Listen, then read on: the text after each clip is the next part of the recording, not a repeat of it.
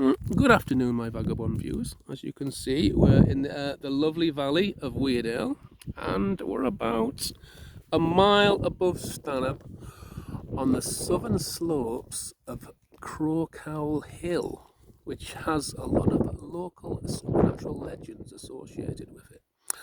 And Master Week, who's with me here, has just told me a very interesting one that predates Roman times. It's a fascinating story, and he's going to tell us all about it now. And unfortunately, I forget the name of the particular tower, but I do know it guarded some kind of oracle stone that had great evil associated with it. So I'm just going to ask him the name of the tower on behalf of my vagabond viewers, and then he will proceed with his very interesting tale. So, Mr. Wheat, could you please tell us the name of the tower for the benefit of our viewers? The stone is known as Carreg, modern term the Ray stone, and it's the Tower of Carreg. Do you add any more information to that, sir? And the tale I'm going to tell is actually from roughly the 6th century. And this is recorded, isn't it, in like various sources and things like that? Well, this is from the Wizard Cochrane's own archive, which is now at the University of Keighley. Here we go. So this is what's currently known about it. So this is Wizard Cochrane's tale. Proceed, sir. There was secret knowledge that I sought, and things that were hidden that I wished to find. And the stone is known to give answer to one who knows how to ask. And so it was that 2 days after the May festival, I took the well-trodden path that leads the travellers to the high hills and the wide saddle between, and came to the high wall and the gate therein. Behold, the gate opened smoothly, even as I placed my hand upon it, though there was none to open it. But within stood a man, tall and stooped, and as I looked upon him, felt I dread and a chill in my heart, for his eyes were dark and expressionless, and seemed to open unto a terrible emptiness. But he spoke kindly enough, and there seemed no deceit in his words. "Hail and welcome, Wizard Cochrane," he said. "Your coming has long been known to us, for the stone has told us of your need. Come, follow, and you will see." The courtyard is a wide oval of rough grass, with 4 stone-flagged paths toward the tower. There is a heavy door, locked and bolted, on the east side of the tower, and my guide took from beneath his robe a heavy keyring. And choosing from the many keys thereon a large and many-barred key, he turned the lock, and lo, it turned smoothly and without catch, and the door opened easily to his touch. Within is a round circle, grey-flagged, with stairs climbing to the upper levels, for it is known that the guardian of the stone keeps an observatory, that he might watch the stars, and look for signs and portents when they be right. And all about the air was cold and still, and a sense of watch. There is another wall, gated and triple-barred, and this he unlocked with 3 keys. But yet the door would not open until certain words in uncouth tongue were spoken. Thus the door was opened unto us, and entered we a low round room, grey-flagged again with rough stones, save for the centre, which was smooth and black and silver grey. The cold in this room was like that of the darkest winter, and the sconces on the wall gave light, but no heat. "Behold," he said, "Carreg that you seek. Ask of it what you will, and it will answer you, if you have ears to hear." And I looked upon the stone, and a great fear and foreboding fell upon me, and I replied, "Nay, I shall not speak with it." And he looked at me askance, and his voice turned to light mockery, saying, "Have ye not the wisdom to speak and to hear?" And said I have wisdom enough, and more than enough, for in that stone is held a spirit that will do no man well, and would work evil to evil in him. At that he laughed, but spoke more gently, saying, "There is a magic and a power here that is different to that which you carry and witness to. But a wizard of your strength should not fear the stone." Again I said, "I will not speak with it, for it will seek to possess me, as it has you already, and use me for its own purposes." And I raised my hand and spoke a spell of command, but he stopped me, saying, Your magic will not work here, wizard Cookran. So I struck him a heavy blow, and he fell upon his knees. And I thought that the gate was yet open, and I left that dreadful place. But even as I crossed the passage without and gained the outer gate, I heard his voice, rough and uncouth, calling in a strange tongue. And there was the sound of leathery wings and claws on stone. And as I gained the gate of the courtyard, it was closed unto me. Gathering my strength, I said the words of opening, even as the monstrous birds came closer. And for a time the gate and I fought a fight of wills. And, may Dagon preserve me, I proved the stronger, and the gate burst asunder, and I went through, and the foul birds followed hard. And barely did I gain the woods of Stanhope, and so came back by hidden ways to Westgate. Thank you very much for that, Master Week. So, was that Wizard Cookran's testimony? That's Wizard Cookran's testimony, translated from the original Latin by Derek Hapswaite of Keitha University himself. Is there any more records of what happened to Wizard Cookran after these events? As far as I understand it, he returned to Westgate and he spoke no more about it.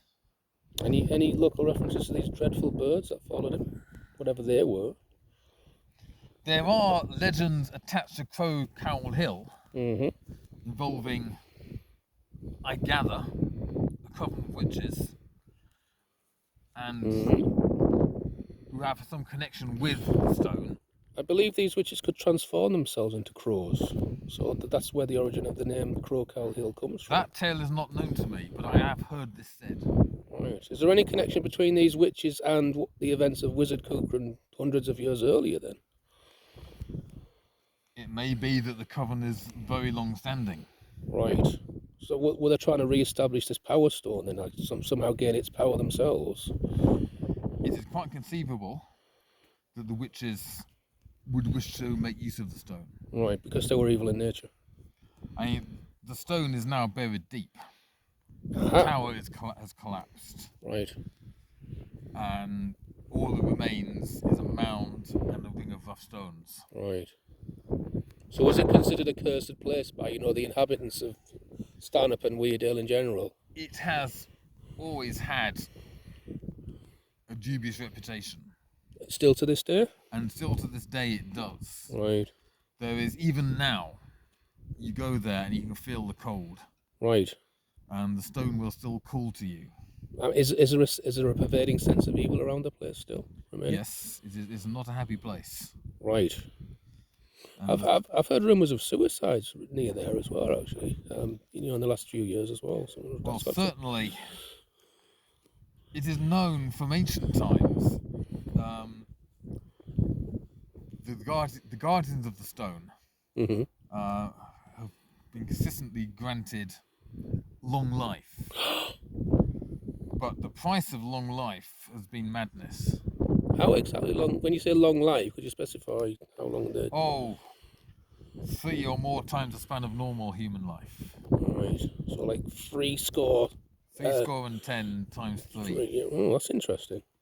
It's a bit like vampires in that respect. So like the sort of supernatural extension of life. Well, presumably these could walk in daytime. Normal men. Nothing... With extended lifespans with and... massive extended lifespans. Have they got any more powers beside that then? Like, well, super strength or anything like that? Or? No, not particularly. I mean, you would have to have certain power to speak with the stone in the first place. And the stone would have to accept you as the guardian. So were they like dark wizards, these guys, who gained this power then in a way? Yes, I would say they were dark wizards. Right. The guardians of the stone have always been dark. Right. They've always been inclined to evil. And for darkness there must be light to counter it. Well, Wizard Cockran, of course, is a different order of wizard altogether. Right. That's intriguing. It has been known that long been known that the stone will answer questions that you may have. And this is why Wizard Cockran wished to consult it. I understand he was... clearly perceived that the stone was not... Right. Would not work to good with it. Served its own purposes, apparently, this stone, didn't it? It would appear to, yes. It would appear to. Yeah. It will corrupt and possess any who actually speak with it. It's hypnotic in that respect. Yes. Because it had its own agenda. Because it was sentient, apparently. That's what I'm reading between the lines in the story. It is not a stone of power like the other stones of power are. Right. It doesn't lie on any ley lines, anything like that. Mm-hmm. It is a spirit imprisoned within this black stone. Right. And the tower was raised, 500 years BC, that sort of period. Okay. I mean, did the tower itself have any properties to kind of sort of stop the stone having any influence beyond? No, the tower is a tower. Right. The courtyard is a courtyard. Okay. But within the tower, there was a circular ground floor room, Right. which the stone is contained. And I think it's really to keep people away, Right. to keep Right. intruders away. Got you. So it is guarded by wall and gate and magic spell. Yeah, like triple locked, like you said. And the innermost gate is triple barred and spell barred. Like a belt and braces sort of thing, isn't it? Really. Yes. But obviously, so someone breached it Well, and managed to gain access. well, Wizard Cochran was obviously expected. Ah. The stone knew of his coming. So you suspect he was lured there in a way? He had need to know certain things. Curiosity. He had need to know certain things, and maybe the stone was responsive to that need. Ah. Which is why the outer gate opened to him so easily. Right. So he was expected. Could you clarify the nature of the spirit trapped within the stone? No, I cannot. Right. But all you know is it's evil and it's very powerful. Contained within the stone. Right. Because I heard these witches obtained a fragment of this stone, and that's how they gained their power. But I'm wondering, was the stone indestructible, or could parts of it sort of be detachable? As far as I know, the stone is indestructible and now Right. buried. So it still works its influence on those who have the power to perceive it. Unless, of course, there's like lesser versions of the stone existing. That's sort of reflected its power. And that's where these witches got their powers from. Given this is only a mile from here to Cadagray, Right. it is quite conceivable that witches meeting here would be responsive to its power. Yeah. Well, they'd be drawn to it, wouldn't they? The wizard was. They could quite easily visit it. It is not a hard walk, after all, is it? Right. Well, they might have flown there on broomsticks, actually. Not a hard fly. You and I have just walked from there hither. Right. And it was not hard going. So you think these witches might have walked there then, instead of flying on broomsticks? I would imagine. That tale is not known to me. Right. Is that like plausible deniability? Like you say, like I might know, but I'm not going to tell you because it's classified information. That tale is not known to me.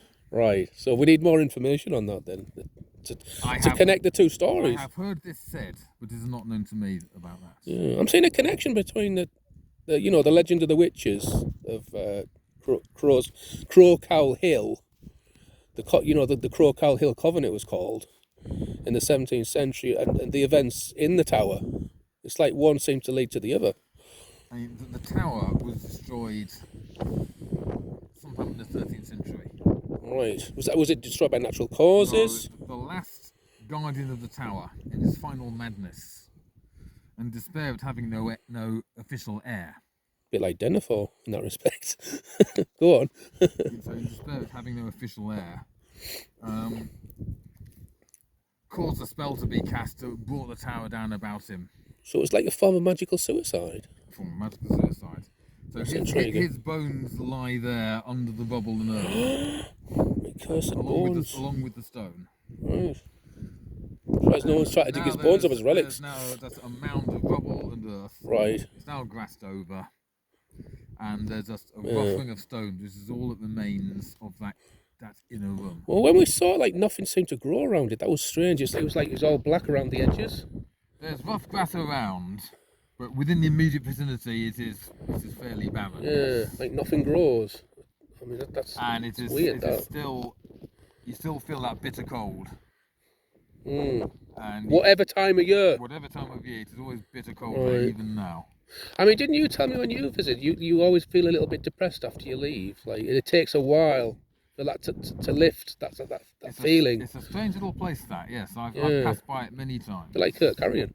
I've passed by it many times. And yet you feel drawn to it, which is weird, that. Yes, I know. Despite the fact the stone speaks, the stone calls to me. Right. Even though it's associated with evil. But I have not asked anything of it. Right. But you maybe because you're sort of chaotic in nature yourself as well. They can't maybe draws those kind of people. It responds to something in me, but I Yeah. do not speak with it. In case to avoid And temptation, I do not presumably. wish to speak to Yeah. it. I'm Too- with Crookham on that. Too dangerous. I will not speak with it. Yeah. It's like if you gaze into the abyss gaze back into you. This is a warning.